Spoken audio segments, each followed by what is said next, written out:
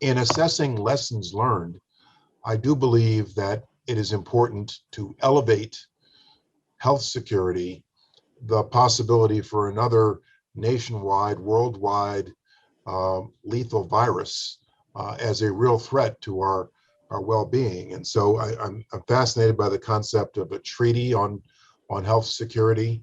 And let's not forget, with all the talk about a January 6th commission that failed to pass the Senate, that there's been talk about a COVID commission here in the United States, mandated by Congress with subpoena power, paid staff, distinguished Americans to understand what we failed to do, what we can do better as a health security, national security imperative. And there are real lessons to be learned free of the politics here.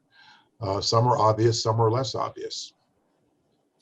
I wonder your thoughts. You mentioned the treaty idea, and their increased international cooperation obviously is a huge piece of this, but there's also an element that folks like Dr. Scott Gottlieb have been putting forward recently in the context of this very heated conversation about the origins of the virus.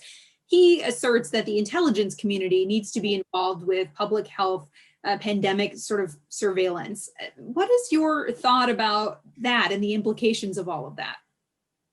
I think that is a perfectly appropriate idea.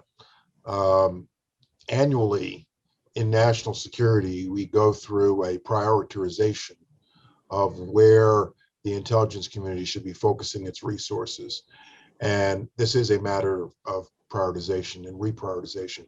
For example, while I was in office, I urged that we spend more time studying Central America and the origins of immigration to our southern border, which very often we have blind spots for. We have these spikes that show up on our southern border almost unannounced sometimes.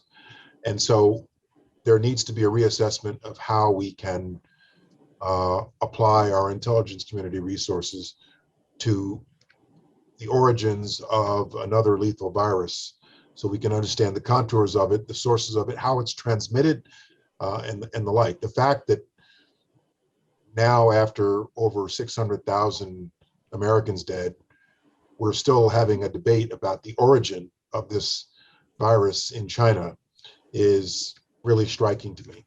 We don't yet know what the exact origins of this thing that touched literally every corner of America.